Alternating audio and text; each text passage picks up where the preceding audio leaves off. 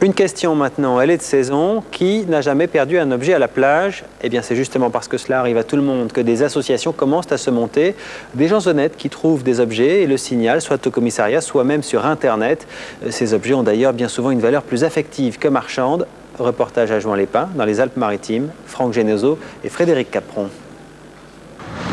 Nous marchions tranquillement dans les rues de Juan-les-Pins lorsque tout à coup, une affichette déchirante sur un lampadaire. SOS Doudou perdu. Émus par cette histoire, nous décidons de mener l'enquête en commençant par l'audition des témoins. On a déclenché tout ce qu'on pouvait pour essayer de le retrouver. On a interviewé des gens, on a demandé à tout le monde dans le parc. L'enquête nous conduit logiquement au service objets trouvés de la police locale. Bonjour, est-ce que vous auriez vu cette ours, s'il vous plaît? On va les voir.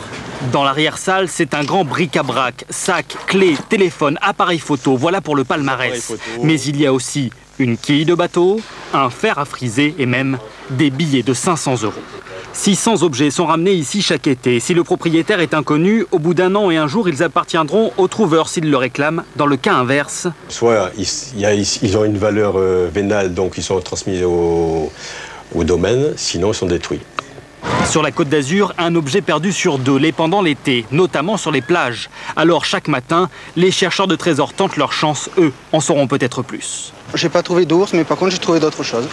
Fouiller le sol nécessite une autorisation, mais sur les plages, l'activité est tolérée. En France, ces prospecteurs seraient 30 000.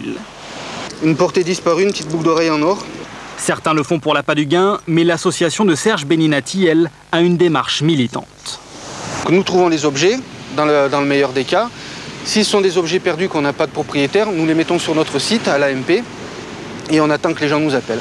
Il faut alors prouver que l'objet vous appartient. Chaque été, l'association fait ainsi une centaine d'heureux en retrouvant gourmettes ou alliances. Les histoires de doudous perdus, elles, se finissent mal en général, mais cette fois, l'appel à témoins a fonctionné. Après 36 heures de cavale, l'ours a rejoint les bras de Victoria. En France, 20% des objets perdus sont finalement retrouvés par leurs propriétaires.